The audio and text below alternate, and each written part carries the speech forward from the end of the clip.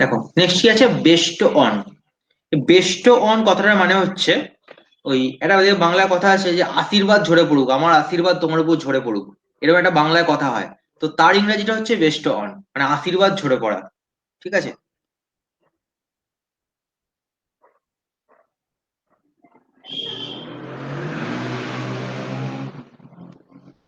তো এই হচ্ছে সেই বেস্ট অন, মানে আশীর্বাদ, কারোর আশীর্বাদ কারোর উপর পড়ছে এরকম কিছু। এক্সাম্পল ধরো এরকম হতে পারে যে let my blessing best on you.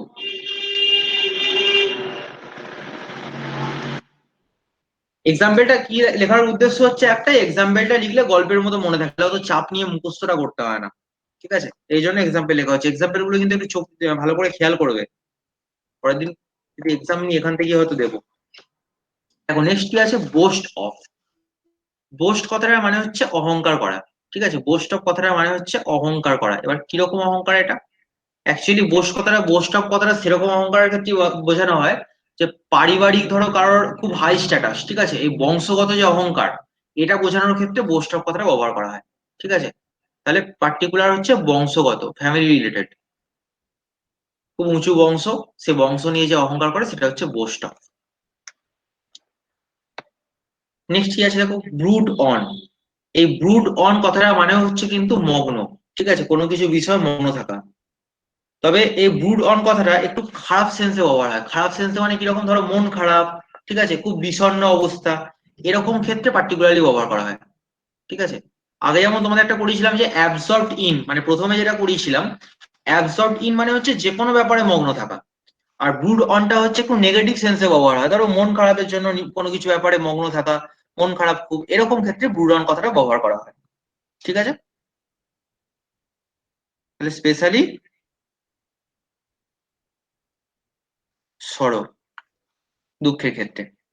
Next কি আছে দেখো, চার্জ উইথ। এই চার্জ উইথ যা ওখানে যে ছিল অ্যাকিউজড অফ, যেটা প্রথমের দিকে করেছিলাম, সেটাও কিন্তু সেম জিনিস। ঠিক আছে, চার্জ উইথ মানেই হচ্ছে কাউকে কোনো অভিযোগে অভিযুক্ত করা। ঠিক আছে, চার্জ উইথ মানে তাহলে কি বললাম, কাউকে কোনো অভিযোগে অভিযুক্ত করা। এটা যা ওই অ্যাকিউজড অফও কিন্তু সেম কথা। দেখো এখানে আবার ডিফারেন্স হয়ে গেছে, ওই জন্য বলছিলাম ম্যাক্সিমাম ক্ষেত্রে মেলে, কিন্তু সব ক্ষেত্রে যে মিলবে এরকম কোনো গ্যারান্টি নেই, তবে ম্যাক্সিমাম ক্ষেত্রে মেলে। ছেড়ে দিয়ে আসার থেকে করে আসা ভালো। তো এখানে কি আছে দেখো, চার্জ উইথ, তাহলে কিরকম একটা ধরো লিখতে পারি এরকম যে চার্জ উইথ থেফট, মানে চুরির অভিযোগে অভিযুক্ত করা। ঠিক আছে, এরকম লিখতে পারি। নেক্সট কি আছে দেখো, নেক্সট আছে ক্লিং টু। ক্লিং টু কথাটা মানে হচ্ছে আটকে থাকা।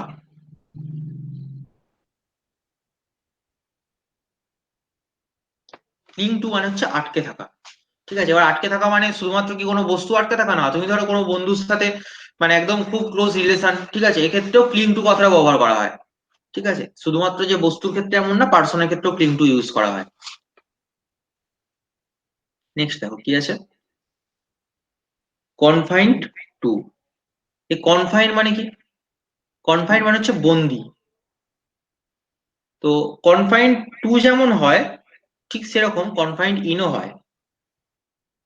কিরকম জিনিসটা, কনফাইন্ড টু তখনই ব্যবহার হয় যখন এরকম বোঝায় যে কেউ ধরো বিছানায় শয্যাশায়ী, একদম বিছানা ছেড়ে কেউ উঠতে পারছে না। ঠিক আছে, যদি এরকম কিছু বোঝায় সেক্ষেত্রে কনফাইন্ড টু ইউজ করা হয়। ঠিক আছে, পার্টিকুলারলি কোন ক্ষেত্রে না, বিছানার ক্ষেত্রে, মানে তো কেউ উঠতে পারছে না, খুব শরীর খারাপ, বিছানা ছেড়ে ছাড়তে পারছে না, শয্যাশায়ী অবস্থা, এরকম ক্ষেত্রে কনফাইন্ড টু।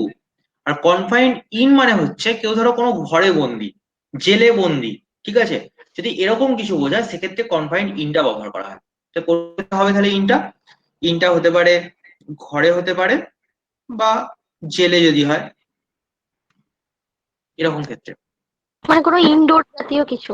একদমই তাই, ইনডোর জাতীয় জিনিস, কোনো ঘর, কোনো ঘেরা জায়গা, কোনো কোনো জায়গা বন্দি আটকে রাখা হয়েছে, এই সব হচ্ছে কনফাইন্ড ইন। দেখো এই পেজে কোনো প্রবলেম আছে? না। নেক্সট কি আছে দেখো, কনফাইন্ড ইন, এর আগে দিয়েছিলাম, আচ্ছা আগেই বলে দিলাম, ঠিক আছে অসুবিধা নেই, এটা তো আগে বলে দিয়েছি। নেক্সট কি আছে দেখো, consult with. Consult with, consult মানে হচ্ছে আলোচনা করা। ডাক্তারের সাথে আলোচনা করা, ডাক্তার জাতীয়। হ্যাঁ, তো তুমি ধরো ডাক্তারের সাথে কোনো বিষয়ে আলোচনা করছো, ঠিক আছে, কোনো মানুষের সাথে কোনো টপিক আলোচনা করছো, সেটা হচ্ছে কনসাল্ট উইথ। এবার এছাড়াও যেটা হয়, কনসাল্টের পরে অনও বসে, আবার অ্যাবাউটও বসে। কখন বসে? খুব সিম্পলি তোমরা দেখেই বুঝতে পারছো, অন মানে নিশ্চয়ই উপরে, অন মানে তো উপরে, মানে কোনো বিষয়ের উপরে।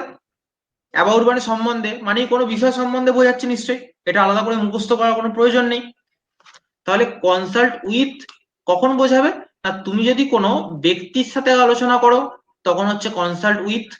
আর তুমি যদি কোনো বিষয়ে আলোচনা করো, খুব ন্যাচারালি বোঝাচ্ছে দেখো, বিষয় মানে বিষয়ের উপরে বা বিষয় সম্বন্ধে আলোচনা। দেখো অন, অ্যাবাউট মানে সম্বন্ধে। তাই যদি কোনো বিষয়ের ক্ষেত্রে তোমার ইউজ করতে হবে কনসাল্ট অন বা অ্যাবাউট, যে কোনো একটা।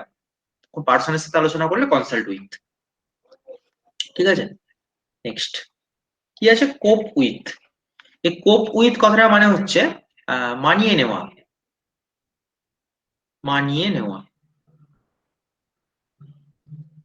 আবার শক্ত করে বললে এরকম দাঁড়ায় যে সামঞ্জস্য বজায় রাখা। ঠিক আছে, ওই একই ব্যাপার, মানিয়ে নেওয়া, সহজ ভাষা তবু।